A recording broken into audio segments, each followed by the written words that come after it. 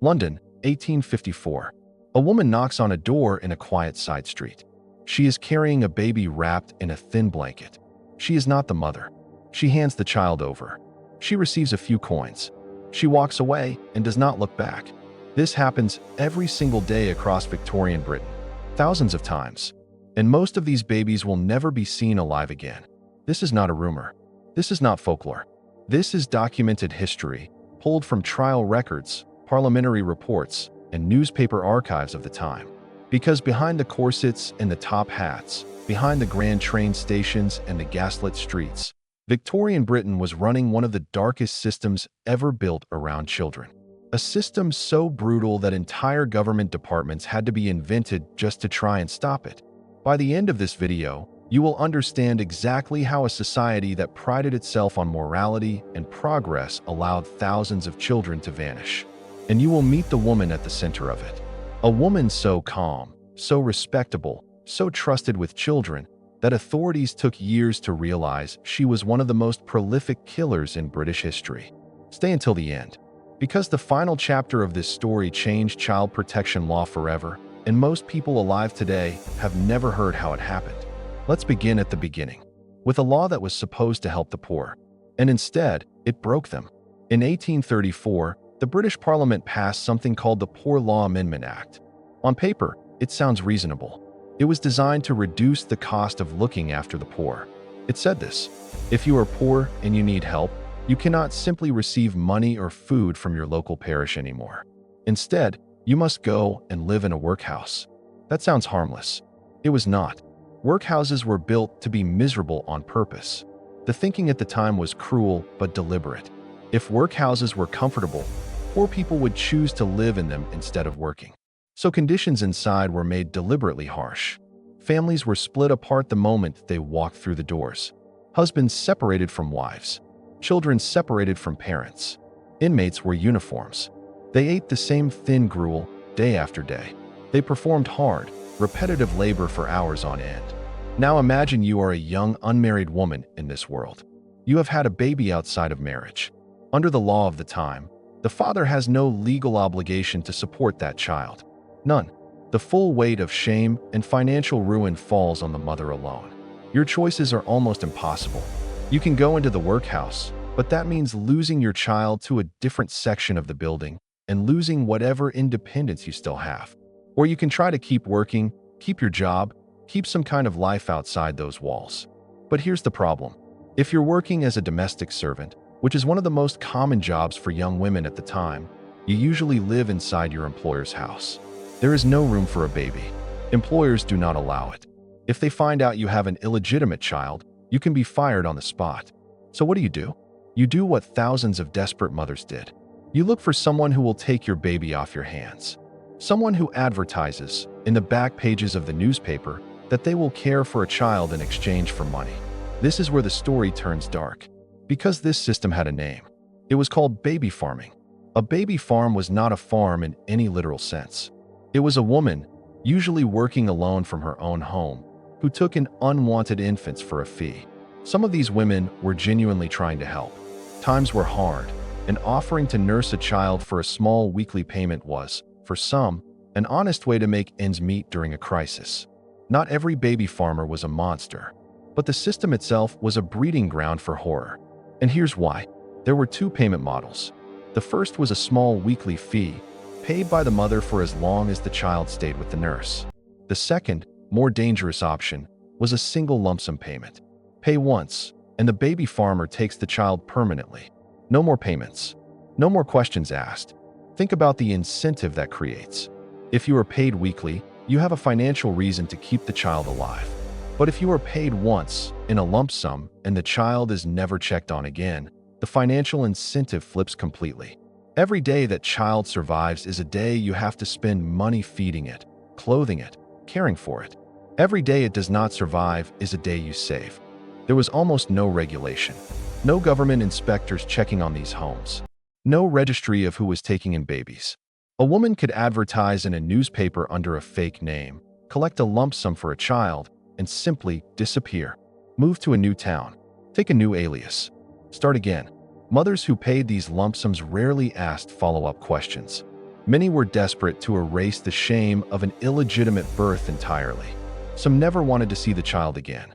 Others assumed, or hoped, or told themselves that the baby had been placed with a loving family. The truth, in far too many cases, was starvation, neglect, or something much worse. And one woman took this system further than anyone else in British history. Her name was Amelia Dyer. She was born in 1837, near Bristol, into a large family. As a child, she was surprisingly well educated for her class. She loved reading. She loved poetry. Nothing about her early life suggests the horror that was coming. Her mother developed a severe illness when Amelia was young, and young Amelia became her caretaker, watching her mother's mental state deteriorate before she eventually died. It was a hard, formative loss. In her 20s, Amelia trained as a nurse under a midwife. That midwife also happened to be involved in baby farming. This is where Amelia learned the trade that would define and end her life. She married a much older man. They had one child together. And then, in 1869, her husband died, leaving Amelia widowed with a young child and almost no income. She needed money, and she knew exactly how to get it. Amelia began advertising in local newspapers. Her ads described her as a respectable, married woman who would provide a safe, loving home for any child in need of care. Desperate mothers wrote to her, met with her, trusted her completely. She was warm. She was convincing. She spoke with the confidence of someone who had done this many times before. At first, according to the historical record, Amelia cared for the children somewhat legitimately. But something changed. Whether through deliberate neglect or a growing indifference to the suffering around her, babies in her care began dying. Historians estimate that roughly 400 children may have died while under her supervision during this early period alone. She was eventually investigated for neglect, convicted, sentenced to just 6 months of hard labor. 6 months for hundreds of dead infants. This is the part of the story that should genuinely disturb you. Because instead of learning a lesson about caring for children properly, Amelia Dyer learned an entirely different lesson. She learned how to avoid getting caught next time. When she returned to baby farming, she changed her methods completely. No more doctors involved. No more paper trail. She began disposing of bodies herself. She moved constantly from town to town, taking on new aliases each time to avoid suspicion. She had learned that the system built to protect children had almost no ability to actually track her. Her method became horrifyingly efficient. She would place newspaper advertisements offering to adopt a baby for a one-time fee. Desperate mothers would respond. She would meet them, collect the payment, take the child, and in some cases, admitted later, kill the infant the very same day it was placed into her care. She used an opium-laced syrup, sold at the time under the deceptively gentle name Mother's Friend, to quiet infants as they starved. When that method felt too slow, too risky, she moved to faster, more direct killing. Strangulation, then disposal of the small body, usually wrapped and weighted, dropped into a river. For over 2 decades, she got away with it. 2 decades. Let that sink in for a moment. An entire generation of desperate mothers unknowingly handed their children to a woman who had already killed hundreds of infants, and the system meant to protect those children simply could not catch her. So how was she finally stopped? In March of 1896, a bargeman working on the River Thames noticed something unusual floating in the water. A small parcel, carefully wrapped. He pulled it in. Inside was the body of an infant girl. This alone was tragic, but, in the grim reality of the time, not unheard of. What made this case different was a single piece of evidence, almost too small to notice. A detective named Anderson, working for the Reading Borough Police, examined the wrapping paper under close inspection.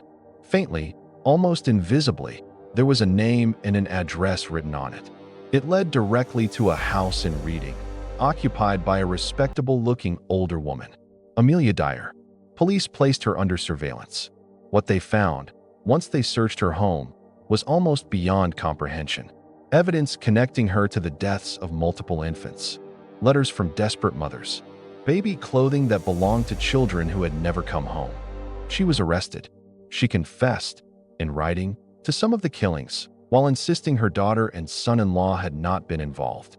At her trial at the Old Bailey, Her defense attempted to argue insanity. The jury deliberated for less than 5 minutes. Guilty. On June 10, 1896, Amelia Dyer was executed by hanging at Newgate Prison. She was sentenced officially for the murder of a single infant, a baby girl named Doris Marmon. But investigators and historians agree that the true number of her victims was almost certainly far higher. Some estimates, based on the timeline of her decades-long career, run as high as 200 to 400 children. She remains, to this day, one of the most prolific serial killers in recorded history. But here is the detail that makes this story matter beyond the horror of it. Amelia Dyer did not operate in the shadows. She was not hiding in some criminal underworld. She operated in plain sight, through newspaper advertisements, for over 20 years, because the system around her had no meaningful way to check on the welfare of the children she claimed to be caring for. Her case became a national scandal, and it forced Britain to finally ask the question it had avoided for decades. Who is protecting these children? Before we get to the reforms that followed Amelia Dyer's case, it's worth understanding just how many other ways Victorian Britain was already failing its most vulnerable children, even before baby farming entered the picture. Take chimney sweeping. Small, thin children, some as young as 5 or 6 years old, were sent up narrow, twisting chimney flues to scrub away soot by hand. Many suffered burns. Many developed severe respiratory illness from constant smoke inhalation. Some became permanently lodged inside chimneys and suffocated before anyone could pull them free.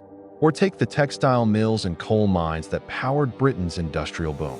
Children worked alongside adults for hours on end, often in dangerous conditions, for a fraction of an adult's wage. Young girls, some barely more than toddlers themselves, were sent into domestic service, working as nursemaids and maids in wealthy households far from their own families. And for children without any surviving family at all, the options were grim. The workhouse, or, if they were fortunate, a charitable institution like the Foundling Hospital in London, originally established back in 1741 by a retired sea captain named Thomas Coram, who had grown heartbroken watching abandoned infants left to die on London streets.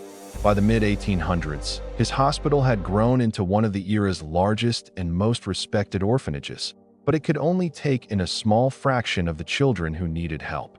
This is the world that produced Charles Dickens' most famous stories.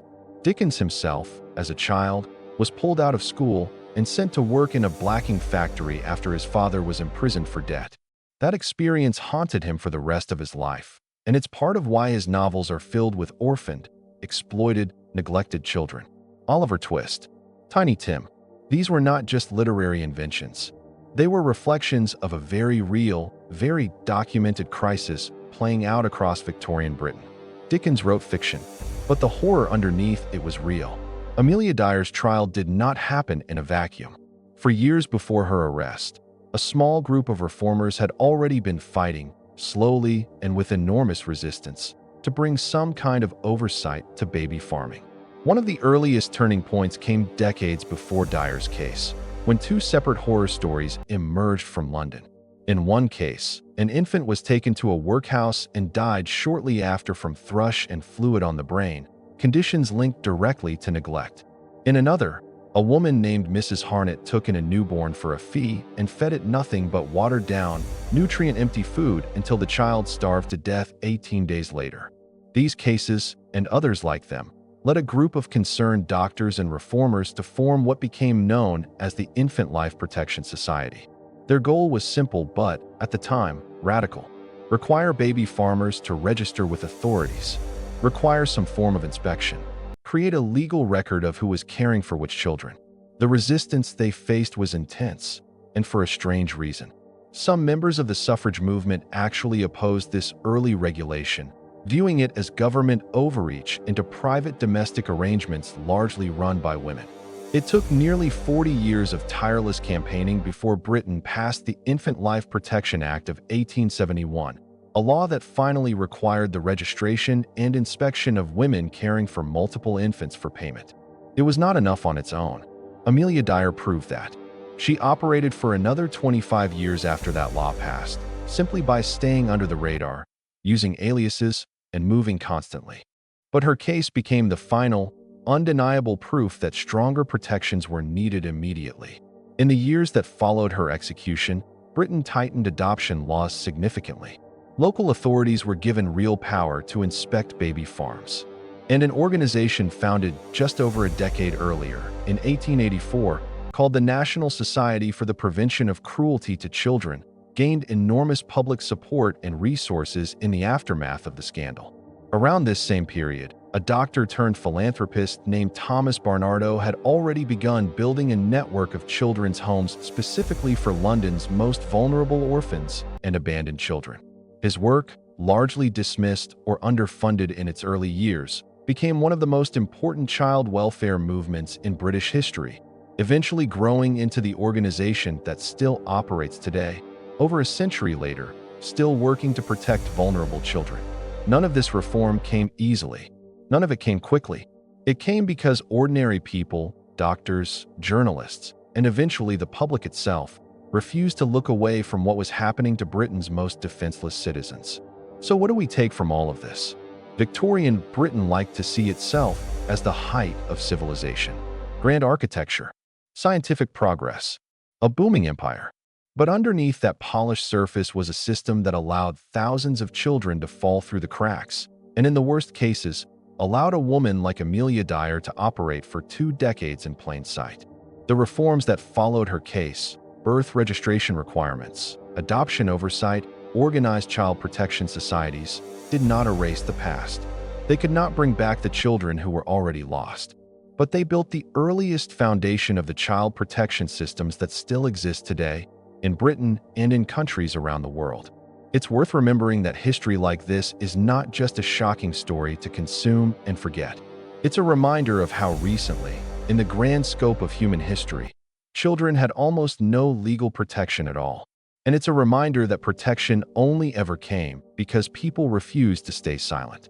If this story moved you, if it made you angry or sad or grateful for how far child protection has come since then, that reaction is exactly the point. If you want more real, deeply researched stories like this one, stories that don't shy away from the darkest corners of history, make sure you're subscribed, because this channel is only just getting started. Hit that notification bell so you don't miss the next one. And if you made it all the way to the end of this video, drop a comment and let me know. What part of this story shocked you the most? I read every single one. Thank you for watching. I'll see you in the next story.